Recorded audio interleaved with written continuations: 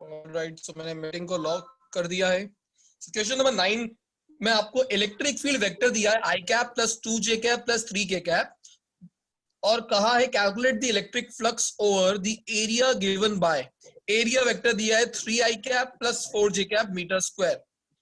अब यहाँ पे मैंने ऑलरेडी लिख रखा है इलेक्ट्रिक फील्ड का वेक्टर ये है, एरिया का वेक्टर ये है, और वी नो दैट कि what is the mathematical definition of electric flux, it is the dot product of electric field and area vector.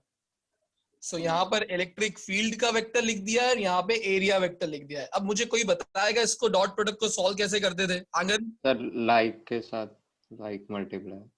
Yes, मतलब आई, यहाँ पे आई का कोएफिशिएंट क्या है 1, कुछ नहीं हो तो 1 मान लेते, तो 1 into 3 3 आई डॉट आई क्या होता था 1,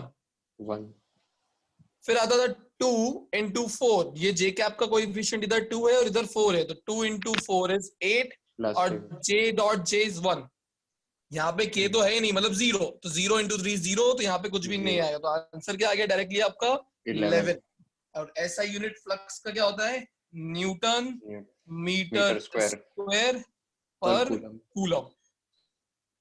बहुत इजी था ये तो, सिर्फ इलेक्ट्रिक फ्लक्स निकालना था आपको डॉट प्रोडक्ट करके। किसी को डॉट प्रोडक्ट में तो डाउट नहीं ना, कैसे करते थे?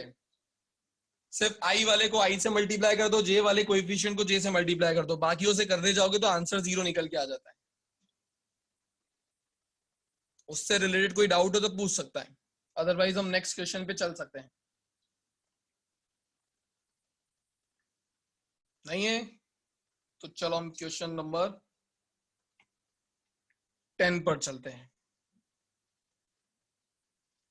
10th क्वेश्चन में दिया है a uniformly charge conducting sphere of diameter 2.4 metre.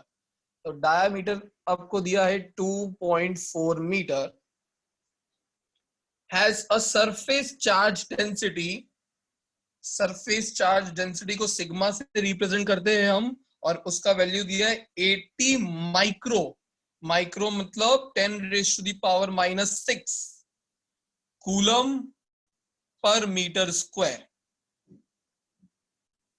आपको कहा है फाइंड, फर्स्ट पार्ट में find the charge on the sphere. Now Preet, what is surface charge density?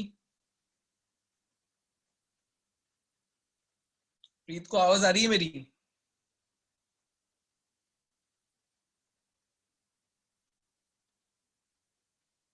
प्रीत का कैमरा हिल रहा है, प्रीत अनम्यूट नहीं कर रही है अपने आप को। लवी, charge upon surface area. yes, surface charge density is defined as charge per unit area. So mathematical formula इसका कुछ ऐसा होता था, sigma is equal to q by a। अब यहां पर आपको निकालने को कहा है चार्ज, तो चार्ज क्या हो जाएगा सिग्मा इंटू एरिया। अब सिग्मा आपको क्वेश्चन में दिया 80, एरिया कैसे निकालेंगे? क्या करें एरिया के लिए? 4 पाई स्फीयर का एरिया। यस, स्फीयर का area sigma 4 pi r square. अब आपको डायमीटर दे रखा है तो 2.4 का हाफ हो गया आपका 1.2, यहाँ पे आप रख सकते हो, 4 पाई का वैल्यू रखोगे, सिग्मा का वैल्यू रखोगे, आपको चार्ज मिल जाएगा जिसका यूनिट आएगा कूलम। निकाल सकते हो यहाँ पर तो ये सब।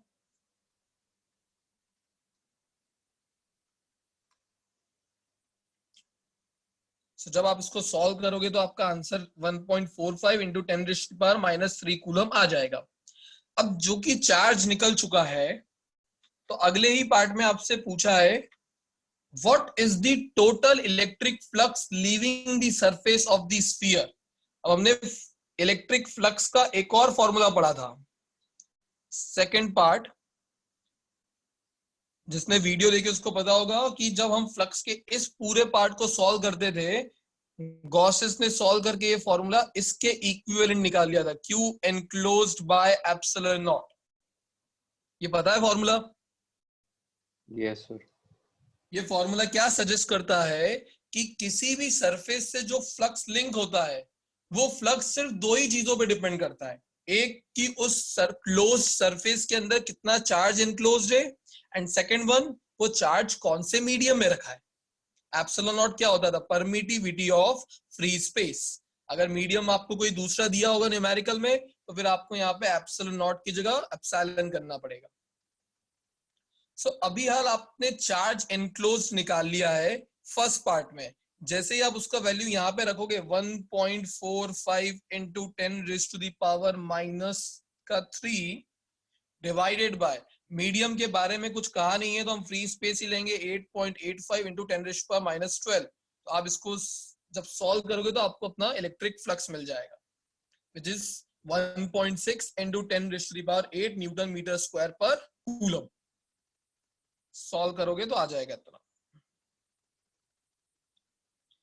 किसी को भी डाउट है नोट कर लो आप जो मैंने लिखा हुआ है, और किसी को उसमें डाउट है ये जितना भी पार्ट कैलकुलेशन का मैंने आपके लिए छोड़ा है वो आपको करना है, डायरेक्ट आंसर नहीं लिख देना है, वैल्यू सब्स्टिट्यूट करना, देन आंसर चेक भी कर सकते हो। पता लगा वहीं पे रॉन्ग दिया था और आपने तो वही कॉपी कर दिया। वर्तिका को आवाज आ रही है अब?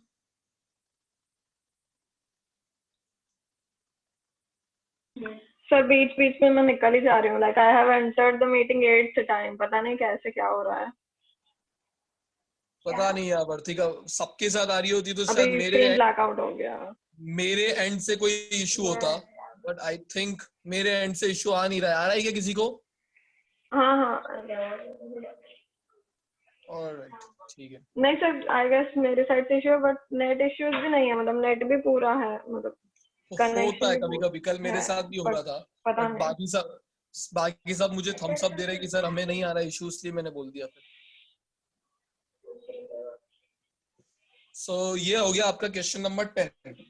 अब ये तो इजी था, थोड़ा सा एक लेवल बढ़ेगा क्वेश्चन नंबर 11 में। अब जिसको 11 स्टैंडर्ड में वेक्टर प्रोडक्ट करने आते थे, क्रॉस प्रोडक्ट, उसको थोड़ा इजी लगेगा ये क्वेश्चन।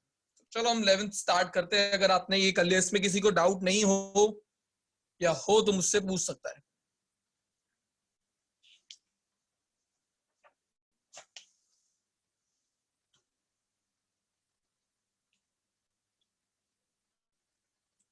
अरे यार ये पेज तो हमारा यूज्ड है। Alright, so question number 11 question में आपको बोला है अ dipole with its charges -4 microcoulomb and +4 microcoulomb. तो मैं यहां पर एक डाइपोल बना देता हूं जिस पर चार्जेस है -4 microcoulomb and +4 microcoulomb. located at point 1,0,4 and 2,-1,5। मतलब इनके कोऑर्डिनेट दे दिए हैं आपको। तो पहले वाले के कोऑर्डिनेट आपको दिए हैं 1,0,4 एंड सेकंड चार्ज के कोऑर्डिनेट्स दिए गए हैं 2,-1,5। कुछ गलत लिखूं तो मुझे बता देना। Is present in a uniform electric field.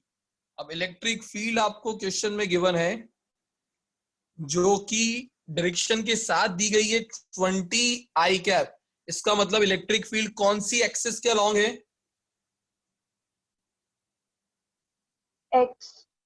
X axis, because I cap लिखा हुआ है। क्लियर है सबको?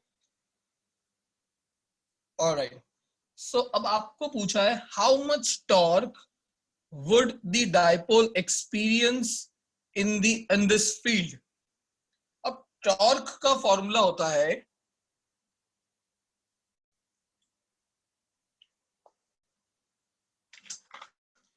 क्या होता है टॉर्क का फॉर्मूला? वेक्टर का आर क्रॉस एफ। तो ठीक है, वो तो हमारा 11th में होता था। हमने यहाँ पे डाइपोल पे लगने वाला टॉर्क कितना निकाला था? P cross E। Yes, P vector cross E vector. ये फॉर्मूले में डाउट है कि किसी को? ये तो इसका पूरा डेरिवेशन है आपके सेशन में।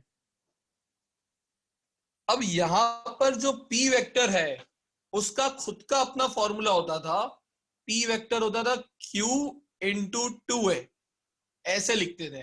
या तो इस 2a के ऊपर वेक्टर लगा दिया जाता था क्योंकि ये वेक्टर क्वांटिटी थी, या आपको ऐसे नहीं लिखना होता था तो q इंटू 2 और पीछे p कैप लिख देते थे। दोनों एक ही बात होती है। अब यहाँ पे अगर मैं ऐसा कुछ लिखता q इंटू 2a तो इसको मैं ऐसा लिखूंगा 2a vector cross e vector, क्योंकि क्रॉस प्रोडक्ट हो रहा है, मैंने वेक्टर रिप्रेजेंटेशन में ही रखा है। ऐसा लिख सकता हूं मैं? किसी को डाउट है तो पूछ सकता है इसमें। अब अगर मैं 2a क्रॉस e मतलब इन दोनों का वेक्टर प्रोडक्ट निकाल लूं और उसको q से मल्टीप्लाई कर दूं तो मुझे टॉर्क मिल जाएगा, बट उसके लिए 2a तो होना चाहिए। अभी तो ये 2a क्या होता था, इन दोनों चार्जेस के बीच का डिस्टेंस। अब इस डिस्टेंस को अगर मुझे वेक्टर के टर्म्स में लाना है तो इधर देख सकते हो आप, 2a वेक्टर निकालने के लिए हम यूज करेंगे फॉर्मूला, फाइनल पोजीशन वेक्टर है 2, मतलब यहाँ पे x2 और ये है उसका x1, तो x2 माइनस x1 आई कैप, y2 जिसका मैथ से उसको ये फॉर्मूला पता होगा, y2 minus y1 j cap plus ये आ गया आपका z2 minus z1 k cap. k cap. What is x2 का वैल्यू? 2 माइनस 1 1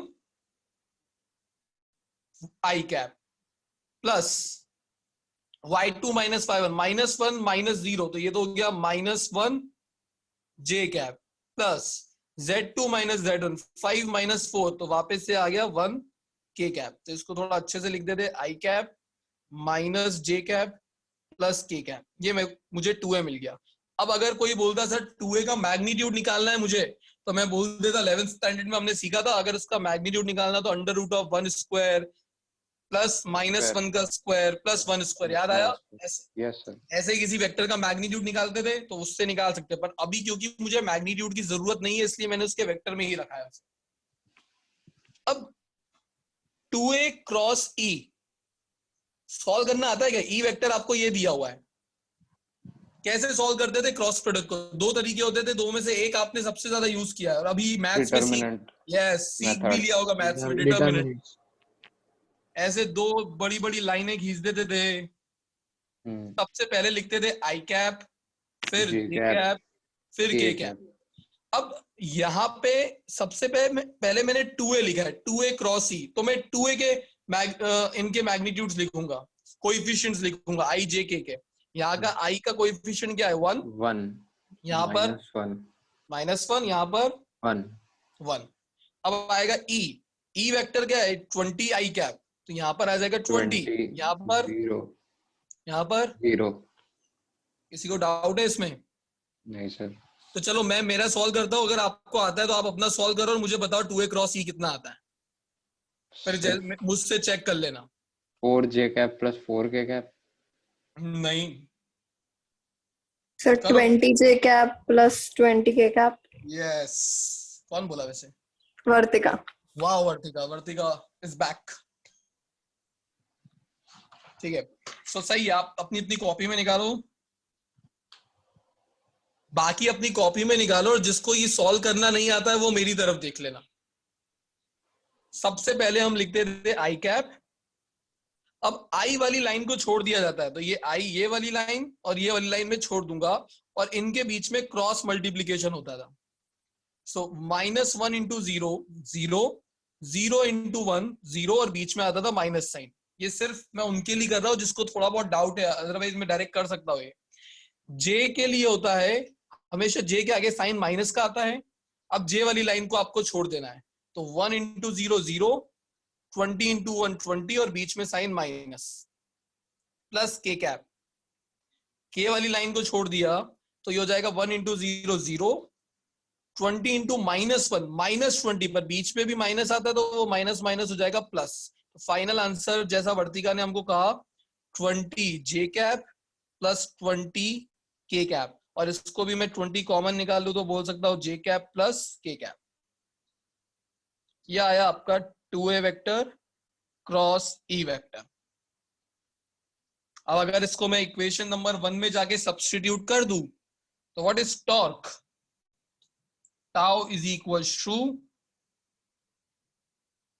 क्यू था चार्ज था 4 माइक्रो, तो 4 into 10 raise to the power -6 और 2a क्रॉस ई का वैल्यू कितना आया 20, तो ये हो गया 20 j cap plus k cap, 20 into 4 हो गया 80 माइक्रो मतलब 10 raise to power -6 j cap plus k cap is your final answer torque का, और यूनिट है न्यूटन इंटू मीटर।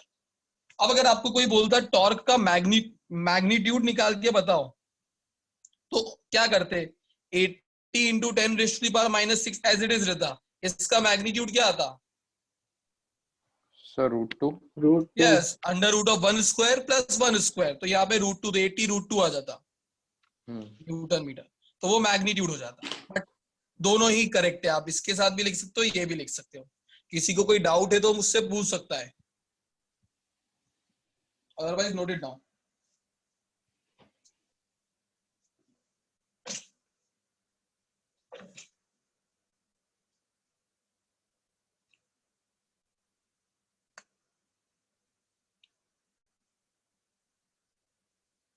चले नेक्स्ट पर।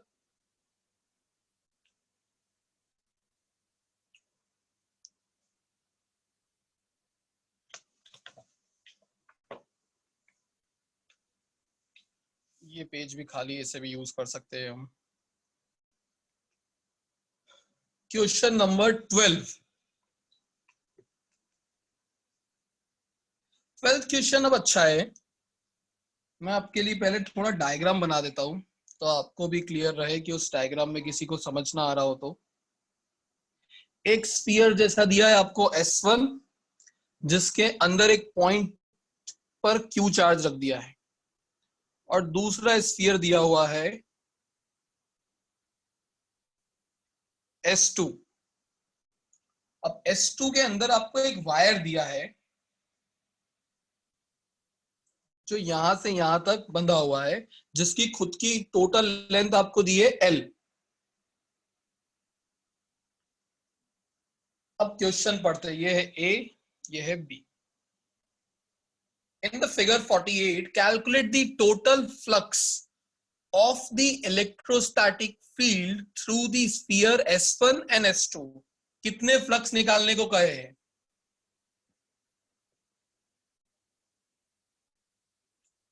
How many flux? कितने निकालने क्वेश्चन में? एक फ्लक्स निकालना है कि दो? अरे एक का भी आंसर नहीं आ रहा, किसी को पता नहीं लगा क्वेश्चन पढ़ के? उन्होंने दो बोला निकालना है। Yes, calculate the electric flux through sphere S1 and S2, मतलब S1 से कितना फ्लक्स लिंक हुआ होगा वो भी निकालना है, और S2 से कितना फ्लक्स लिंक हुआ होगा वो भी निकालना है। अब यहां पर आपके फ्लक्स का कंसेप्ट अच्छा यूज होगा। A wire AB shown here has a linear charge density lambda which is given by lambda is equal to kx। आपने 3 टाइप की चार्ज डेंसिटी पढ़ी है, पता है क्या कौन कौन सी है? Sir linear charge density, surface and volumetric.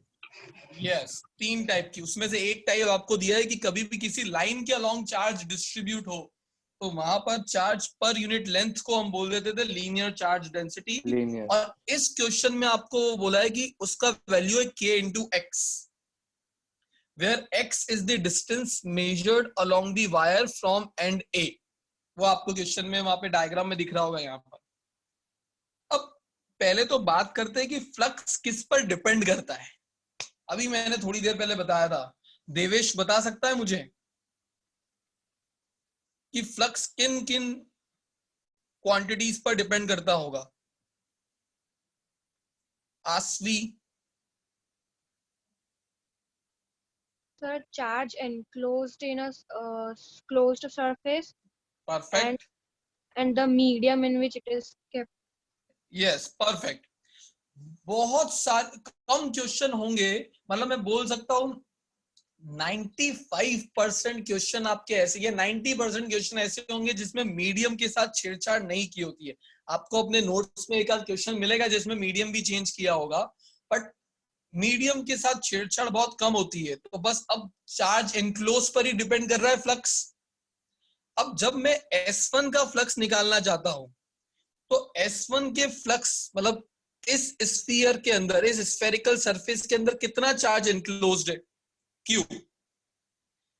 क्या इस वायर पे जो चार्जेस प्लेस्ड है उनकी वजह से S1 का कुछ फ्लक्स होगा? यस और नो। S1 के फ्लक्स में क्या ये वाले चार्जेस कंट्रीब्यूट करने वाले हैं? नो। नो। क्योंकि फ्लक्स चार्ज इनक्लोज्ड पर डिपेंड करता है, मतलब जिस सरफेस का फ्लक्स निकालना चाहते हो उस सरफेस के अंदर कितना चार्ज है। ये तो सरफेस के बाहर चला गया है, तो ये इनका कंट्रीब्यूशन इसके फ्लक्स में कितना रहेगा S1 के? 0। सो अगर मुझे फर्स्ट पार्ट निकालना होता फ्लक्स थ्रू S1, सो वो क्या होता? Q enclosed by epsilon not, और Q enclosed कितना है? Q। तो फर्स्ट का आंसर इजी सा क्या आ गया? Q by epsilon not. किसी को डाउट है इसमें? ऑलराइट, सेकंड बड़ा अच्छा है, ये ट्रिकी सा पार्ट है। अब सेकंड वाले केस में भी आपको निकालना है फ्लक्स, मतलब फ्लक्स थ्रू S2, तो वो भी होगा Q enclosed by epsilon not. But अब इसके अंदर कितना चार्ज इनक्लोज्ड है मुझे थोड़ी ना पता है इस वायर के ऊपर कितना चार्ज होगा। मुझे तो पहले वायर के ऊपर कितना चार्ज होगा वो निकालना पड़ेगा, तब जाके मैं बता पाऊंगा कि इतना चार्ज इसके अंदर है, तो वो enclose charge divided by epsilon not करके मुझे फ्लक्स मिल जाएगा। क्वेश्चन समझ आया मेरा? कि यहां पर तो मुझे क्लियरली दिख रहा था क्यू चार्ज है, बट अब इस सरफेस के अंदर एक वायर है और वो वायर के ऊपर बहुत सारे चार्जेस है, बट मुझे जब तक टोटल चार्ज नहीं मिलेगा तब तक यहाँ पे किसकी वैल्यू रखूं? तो सबसे पहले मुझे क्यू एनक्लोज निकालना पड़ेगा। अब सपोज कर लो कि एक छोटी सी लेंथ में कंसीडर कर रहा हूं, एक छोटी सी लेंथ dl। तुम समझ ही गए होगे जब भी हम कोई चीज को dl dx dy से रिप्रेजेंट करते हैं तो वो कितना स्मॉल होता है। तो लैम्डा का फॉर्मूला क्या मैं लिख सकता हूं? इस छोटी सी लेंथ पे जो चार्ज होगा वो भी बहुत छोटा होगा, dq। तो व्हाट इज लैम्डा? चार्ज पर यूनिट लेंथ, तो मैं बोलूंगा dq बाय dl। सही है? So what is dq is equals to lambda into dl। अच्छा, मैं dl को एक बार dx से रिप्रेजेंट कर रहा हूं, किसी को प्रॉब्लम तो नहीं है? नहीं सर। एक ही बात है, dl बोलूं या dx बोलूं, स्मॉल लेंथ के लिए यूज किया जाता है। अब आपको क्वेश्चन में लैम्डा का वैल्यू कितना दिया है? k into x। k into x। Yes, तो यहाँ पे लिख दिया मैंने kx dx। अब dq तो बहुत छोटी सी लेंथ के ऊपर चार्ज था, बट अगर मुझे पूरी लेंथ के ऊपर चार्ज निकालना है इस वायर के, तो मुझे यहाँ पे क्या करना पड़ेगा? इंटीग्रेशन। इंटीग्रेशन की कोई लिमिट बता सकता है? अगर ये पूरी वायर की लेंथ L है तो इनिशियल लिमिट क्या होगी? A to B। A to B, मतलब मैं बोल रहा हूँ initially length 0 to L। 0 to to L। L। तो मैंने क्या किया? इसको इंटीग्रेट कर दिया। dq इज इक्वल टू यहाँ पे 0 से L kx dx। अब ये तो आपको 11th में बता दिया गया था कि k एक कांस्टेंट है। कांस्टेंट्स, इंटीग्रेशंस को कांस्टेंट्स पसंद नहीं है, तो उसने तो उसको बाहर निकाल के फेंक दिया। अंदर बचा x dx, x का पावर 1, तो इंटीग्रेशन क्या आएगा? x square by 2। याद है ये? Yes sir. x raise to the power n dx का इंटीग्रेशन करते थे तो x raise to n plus 1 आता था डिवाइडेड बाय n प्लस 1। ये मैंने आपके लिए जनरल इतना बेसिक नहीं बताया जाता 12th में, पर फिर भी बता रहा हूं। अभी भी यहाँ पे मैंने लिमिट्स नहीं रखी है, वो है 0 से L। 0 से L। अब ये k/2 ये कांस्टेंट है, बाहर आ गया। लिमिट्स क्या होती है? Upper limit minus lower limit. तो फाइनली आंसर क्या है? Half k L square, that is your Q on the wire. Total charge wire पे आया हाफ k L स्क्वायर, तो यहां पर मैंने लिख दिया half k L square by epsilon not. Done sir plus Q S1 का। अरे एक ने बोला मुझसे, मैंने बोला था फ्लक्स से वर्ती का कोई एक चीज दिखी, बाकी किसी को नहीं दिखी। हमने बोला है कि फ्लक्स क्या होता है, charge enclosed by epsilon not. तो क्या S2 के अंदर सिर्फ ये वाला चार्ज ही है, क्या ये वाला चार्ज नहीं है? है, उसी के तो अंदर है। इस सरफेस के लिए बाहर था, बट S2 के लिए तो साला ये वाला चार्ज भी उसी के अंदर है, ये भी उसके ही अंदर है। तो यहाँ पर प्लस क्यू भी आएगा, टोटल चार्ज एनक्लोज में ये वाला charge plus Q divided by epsilon not, ये आएगा टोटल फ्लक्स। क्लियर है? कोई डाउट है सर तो एक पूछ डाउट है। यस प्रतीक्षा बोलो। सर इसमें हमने जो डीएल लिया है उसकी जगह हम डायरेक्टली लैम्डा वाले फॉर्मूला में टोटल लेंथ लेके नहीं कर सकते हैं? लैम्डा वाले फॉर्मूले में मुझे थोड़ा हाँ, और मतलब एक्सप्लेन कर। Lambda is equals to q by l, तो हाँ। फिर जो टोटल लेंथ हमने एल ली है उसकी और लैम्डा की जगह के एक्स रख के मल्टीप्लाई नहीं कर सकते? Lambda is equal to q by l, but उससे करेगी कैसे? पहले तू ऐसा बोल रही कि सर लैम्डा का वैल्यू होता है क्यू बाय एल, हाँ तो q is equal to lambda into l. हाँ, तो के एक्स इंटू एल नहीं कर सकते? क्यू तो हमें वाई पे मिल जाएगा ना फिर। के एक्स इंटू एल कर सकते हैं, पर इस तरीके से किया नहीं जाता है। जब भी चीजें वेरी कर रही हो तो आपको छोटी निकाल के इंटीग्रेट करनी पड़ती है। अब यहाँ पे तू करेगी तो लैम्डा का वैल्यू के एक्स एल सही नहीं लगेगा यहाँ पे करना है इस तरीके से। वहां पे तुमको जब ये टॉपिक सिखाया होगा तो आप देख सकते हो, वहां पर आपको ये वाला फॉर्मूला भी लिख के दिया ही होगा, क्यू बाय एल और d q by d l, ऐसा दोनों फॉर्मूले लिख के दिए होंगे। तो मैं अभी यार इसके लिए पूरा श्योर नहीं हूं कि ऐसे करना सही रहेगा कि, पर इसके लिए 100% श्योर हूं कि इसको इसी तरीके से करना चाहिए। इस तरीके से लैम्डा इंटू एल और लैम्डा की जगह के एक्स, तो एक्स तो अभी भी वेरिएबल ही हो गया ना, तुझे एक्स को कन्वर्ट करना पड़ेगा। एक्स कौन सा एक्स, इतना से ही एक्स आएगा, तुझे फाइनली सब कुछ एल के टर्म्स में लाना पड़ेगा। तो वहां पे स्टेप्स और शो करनी ही पड़ेगी, तो इससे अच्छा यही कर लो। हाँ ओके ठीक है। हाँ। एनीवन, किसी को इसमें डाउट हो? ये आपके फर्स्ट पार्ट का आंसर है या आपके सेकंड पार्ट का आंसर है? इसमें दो चीजें अच्छी थी, एक आपको किसी वायर के ऊपर कैसे चार्ज निकाला जाता है वो सीखने को मिला, दूसरा कि ये निकालने के बाद ये मत भूल जाना कि ये चार्ज भी उसी के अंदर है। तो ऐसे अगर स्फीयर आप बढ़ाते जाओगे तो आपको उसके अंदर आने वाले हर चार्ज को लेना है। ऐसा नहीं होगा कि ये लेके इतनी मेहनत करी ये लेके छोड़ दिया सिर्फ, यहाँ पे इस क्यू को नहीं भूलना है।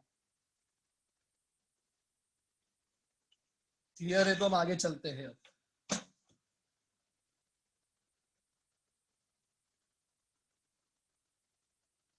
चले? ऑलराइट, सो क्वेश्चन नंबर 13, 14, 15, अब अच्छे अच्छे क्वेश्चन है ये।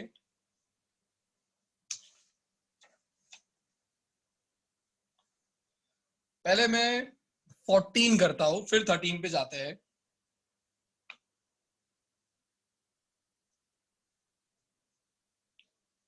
इसी से रिलेटेड है थोड़ा सा, तो साथ में हो जाएगा। Consider a uniform electric field E।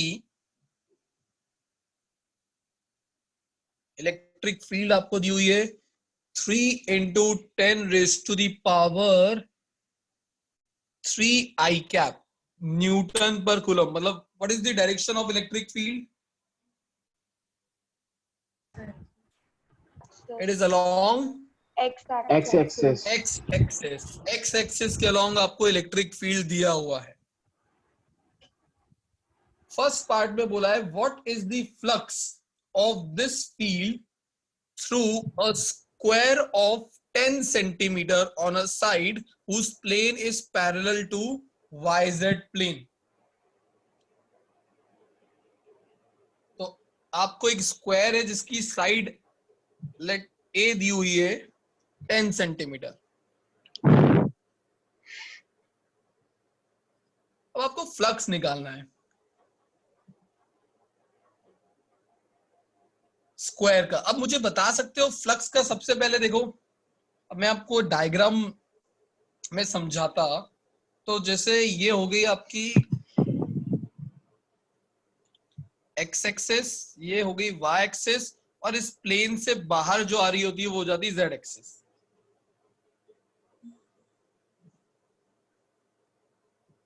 आपको बोला है जो स्क्वायर है, what is the flux of this field through a square of side 10 centimetre on a side whose plane is parallel to YZ plane। देखो यहां पर ये आपकी Z एक्सिस है, तो आपका कोई कुछ कह रहा है? फ्लक्स का फॉर्मूला क्या होता है इलेक्ट्रिक फ्लक्स का? E वेक्टर डॉट, अब यहाँ पे चार्ज वार्ज की कुछ बात नहीं की है तो मुझे दूसरे फॉर्मूले से फ्लक्स निकालना पड़ा। E vector dot A vector, और यहाँ पर डॉट हटने पर आता है E A cos थीटा।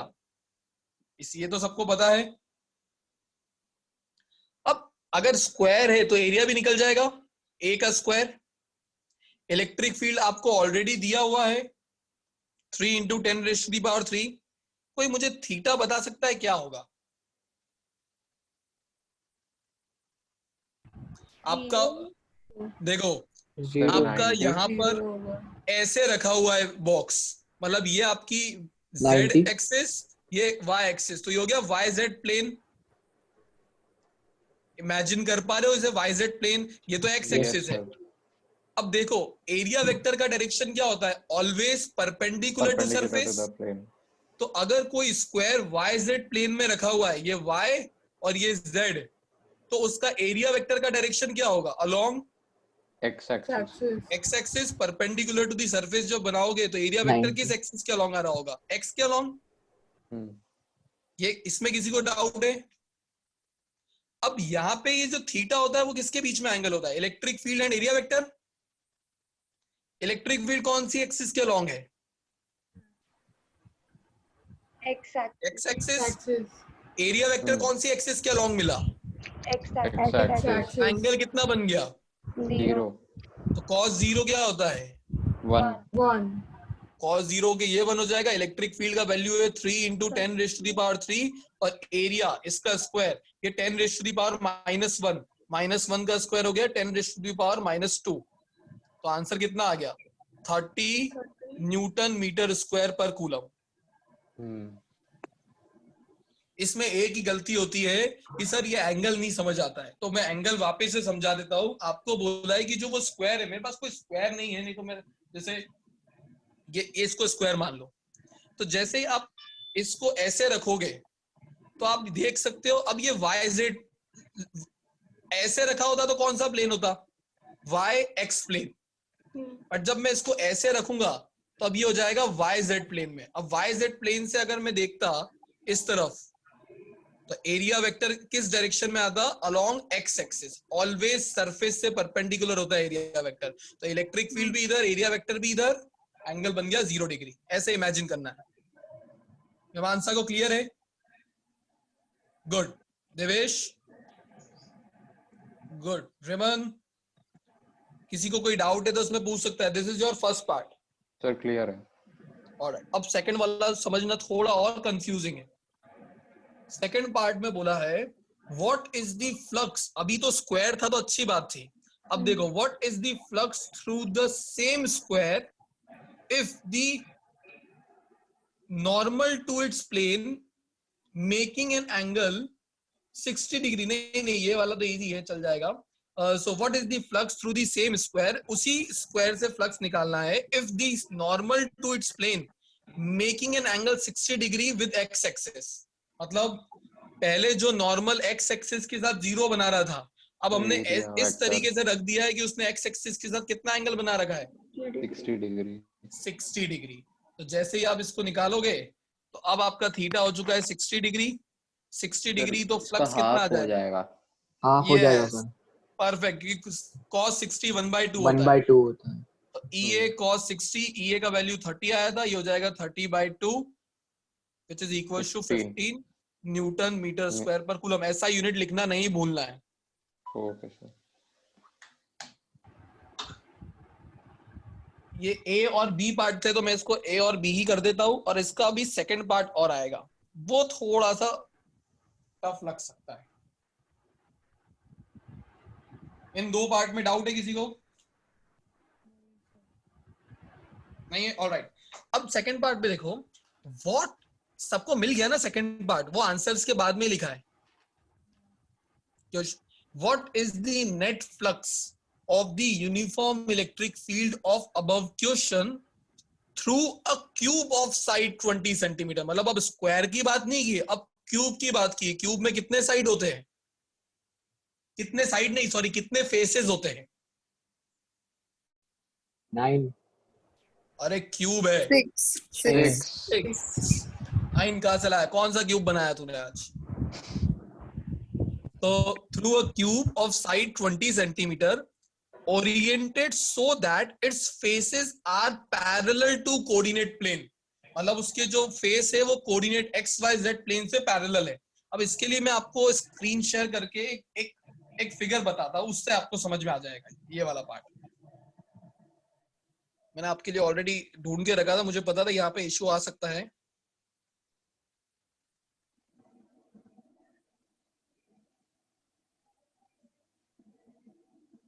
अरे ये सब चीजें क्या क्या खुल रही है।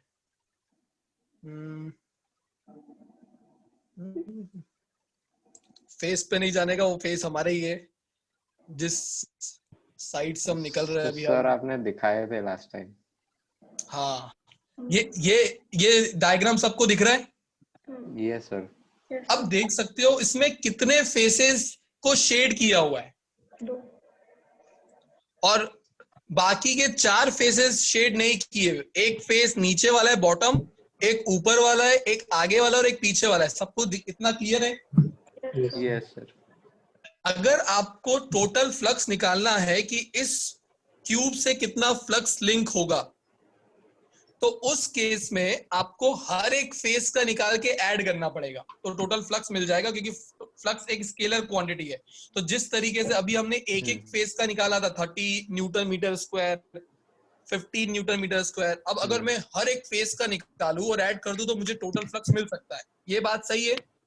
यस यस अब सर। देखो, फ्लक्स निकालते वक्त आपको 3 चीजें इंपॉर्टेंट होती है। एक इलेक्ट्रिक फील्ड, दूसरा उस फेस का एरिया, और सबसे इंपॉर्टेंट कि इलेक्ट्रिक फील्ड पर्टिकुलर सरफेस के एरिया वेक्टर के साथ एंगल क्या बना रही है।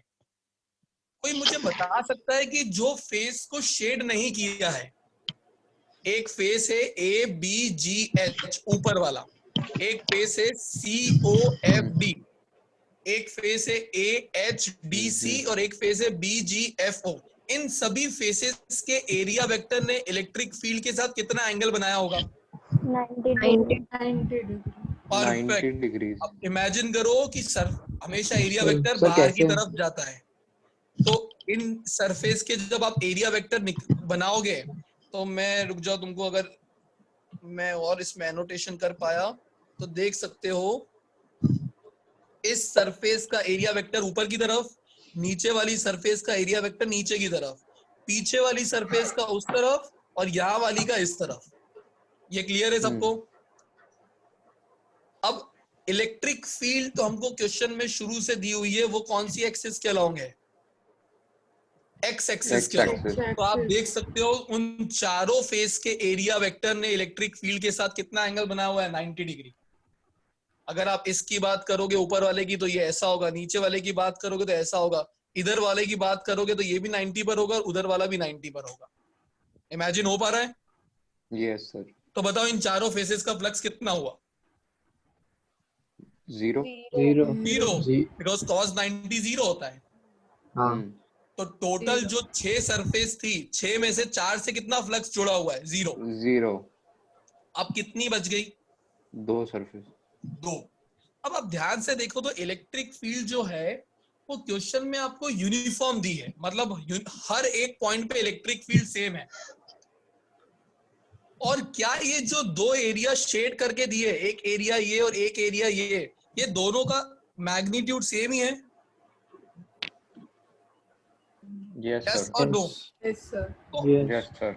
ये वाली सरफेस की इलेक्ट्रिक फील्ड इधर, एरिया वेक्टर इधर, कितना एंगल बना? 0। इस वाली जो दूसरा फेस है उसके लिए इलेक्ट्रिक फील्ड तो इधर ही है, बट अब एरिया वेक्टर हमेशा बाहर की तरफ होता है ना, यहाँ पे कितना एंगल बना? 180 डिग्री। तो एक साइड का फ्लक्स पॉजिटिव आएगा क्योंकि cos 0 1 होता है, और एक साइड का फ्लक्स आएगा नेगेटिव क्योंकि cos 180 माइनस होता है, -1 होता है। हाँ सर, अब आप Yes, ध्यान sir. से देखो तो अगर दोनों फेस पे इलेक्ट्रिक फील्ड का मैग्नीट्यूड सेम, एरिया सेम, तो जितना फ्लक्स इसका आएगा मैग्नीट्यूड वाइज पॉजिटिव, उतना ही फ्लक्स इसका आएगा नेगेटिव। नेगेटिव तो टोटल फ्लक्स ऐड करने पर क्या होगा? 0 अगर इसका 10 आया और इसका -10 आया हम्म, तो टोटल फ्लक्स इसका, इनके फ्लक्स तो थे बट ओवरऑल ऐड करने पर क्या होगा? 0 0. तो आंसर देना हो कि इस क्यूब से कितना फ्लक्स लिंक होगा, दे पाओगे? हाँ सर. 0। तो आपको आंसर डायरेक्टली उन्होंने 0 लिख के दे दिया है, पर मैंने आपको इस केस से समझा दिया। ये आप स्क्रीनशॉट ले सकते हो इस क्यूब का, आपको बाद में समझना हो तो।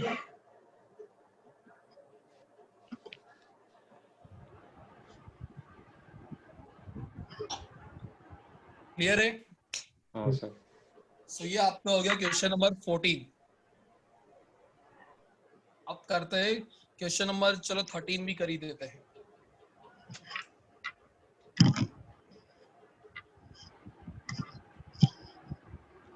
थर्टीन्थ क्वेश्चन में चलो रीड करते हैं। In a certain region of space electric field is along z direction throughout. मतलब what is the direction of electric field? k cap, z axis के अलोंग बोला है, याद रखना काम आएगा। The magnitude of electric field is however not constant but increases uniformly along positive z direction। मतलब आपको ये तो कहा ही है कि इलेक्ट्रिक फील्ड z एक्सिस के अलोंग है, पर जैसे अभी ऊपर वाले क्वेश्चन में हर जगह पर इलेक्ट्रिक फील्ड का मैग्नीट्यूड सेम था, यूनिफॉर्म, वो यूनिफॉर्म नेचर यहाँ पे नहीं दिया। यहाँ पे इलेक्ट्रिक फील्ड कैसी है? Increasing in nature. और किस रेट से इंक्रीज हो रही है वो दिया है क्या? हाँ सर, दिया है.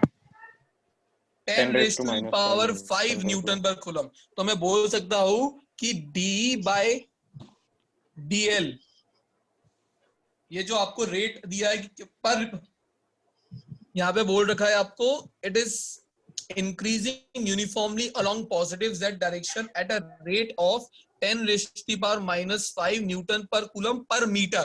तो what is d by dl? 10 raised to the power -5 Newton पर कूलम पर मीटर। पर मीटर।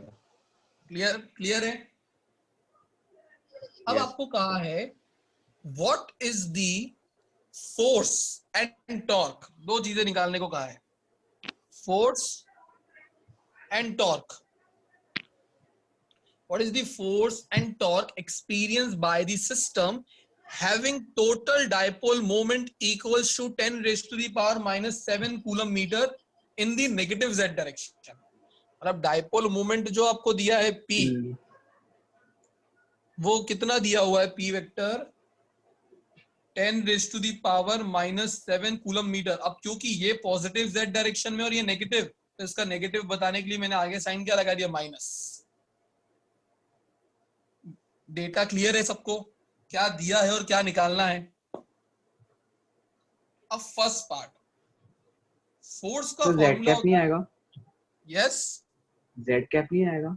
वो लगा सकते हैं। मैंने सिर्फ साइन माइनस लगा दिया क्योंकि मैंने भी यहाँ पे z कैप नहीं लगा रखा है। सिर्फ मैं अगर एक ही एक्सिस के अलोंग डील कर रहा हूं तो मैंने इसको पॉजिटिव मान लिया, इसको नेगेटिव मान लिया, पर लगा सकते, कोई इशू नहीं। सो यहाँ पर अब आपको अगर मैं फोर्स का वैल्यू पूछता तो वो कितना होता है? Q टाइम्स E होता था क्या?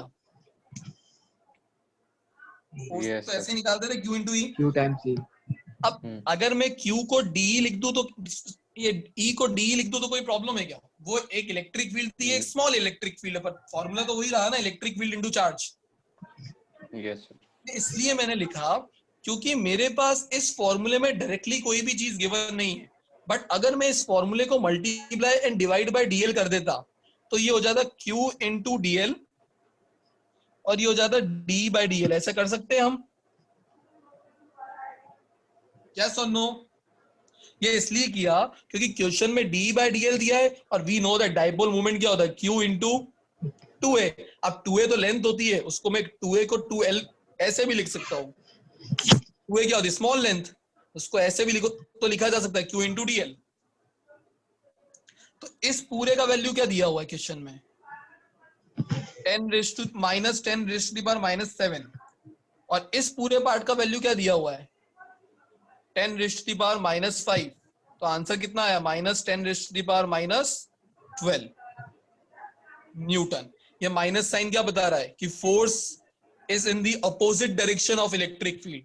आप याद करो जब F = QE में ये नेगेटिव होता था तो फोर्स इलेक्ट्रिक फील्ड से अपोजिट डायरेक्शन में लगता था।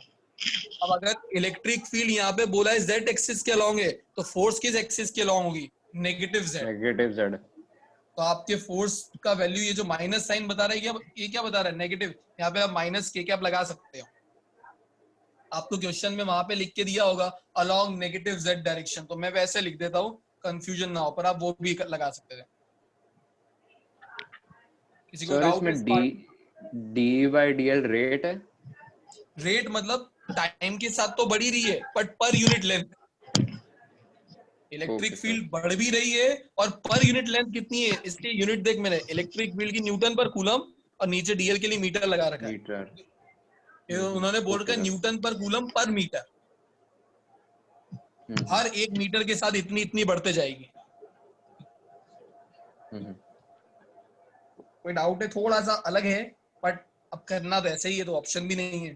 तो फोर्स का फॉर्मूला मेरे पास यही होता था पर क्योंकि जो दिया तो उसके हिसाब से हमने मल्टीप्लाई एंड डिवाइड करके बना लिया। सेकंड वाला पार्ट बड़ा इजी है, कोई मुझे बता सकता है? आंसर देखकर मत बताना और लॉजिक भी चाहिए मुझे कि टॉर्क क्या होगा। टॉर्क का वैल्यू अभी आपने निकाला था, मतलब फॉर्मूला PE क्या होता है? P cross E।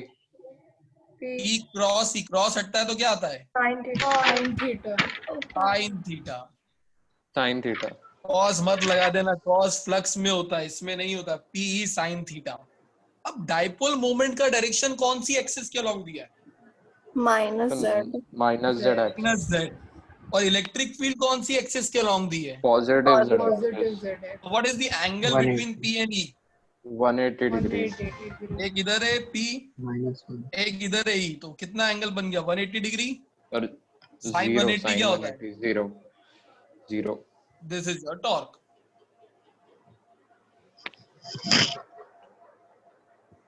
क्लियर है क्या?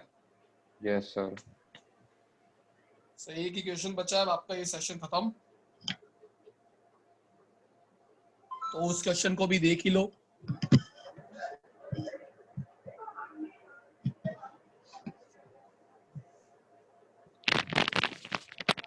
फोर्स नहीं कर रहे हम, बट एकदम से लॉकडाउन जब खत्म होगा और आपके एग्जाम्स आएंगे, कोई सिलेबस आपका कुछ कम नहीं हुआ है, तो अगर आपका होमवर्क नहीं हुआ होगा तो आपको बहुत डिफिकल्टी आएगी रिवीजन करने में। तो मैं अभी से बोलूंगा, हम चेक करने के लिए फोर्स नहीं कर रहे, बट आपके पास, आप सभी को पता है, इतना टाइम निकल जाएगा कि आप साथ साथ में होमवर्क भी कर सकते हो। बहुत सारे स्टूडेंट ने होमवर्क किया है और वो भेजते कि सर हमने कर लिया है, चेक करो। तो प्लीज आप लोग से मैं ये रिक्वेस्ट करूंगा, होमवर्क करते रहोगे तो बाद में बर्डन नहीं आएगा। अभी चैप्टर 1 है, जब चैप्टर 5 पे पहुंचेंगे तो 1 की थ्योरी भूल चुके हो गया। अब रिवीजन करने के लिए, फास्ट रिवीजन करने के लिए सबसे अच्छा तरीका आपका होमवर्क ही होने वाला है। इतने सारे क्वेश्चन आप खुद से बाद में नहीं कर पाओगे, ये मुझे बताने की जरूरत पड़नी नहीं चाहिए। 11th का एक्सपीरियंस सबके सामने है कि बिना होमवर्क वाले चैप्टर को रिवाइज करना कितना टफ होता है। तो रोज थोड़ा थोड़ा करो, हो जाएगा। हम भी इतना फास्ट सिलेबस नहीं दौड़ा रहे हैं, पर जब दौड़ाना होगा तब दौड़ा भी सकते हैं, अभी नहीं दौड़ा रहे। तो प्लीज आप भी अपना होमवर्क रेडी रखो, और आप चाहते हो कि चेक करना है तो आप हमारे गूगल क्लासरूम में भेज भी सकते हो, मैं चेक भी करवा दूं। क्वेश्चन नंबर 15 के अंदर आपको एक डायग्राम दिया हुआ है, तो डायग्राम पे गौर फरमाते हैं थोड़ा।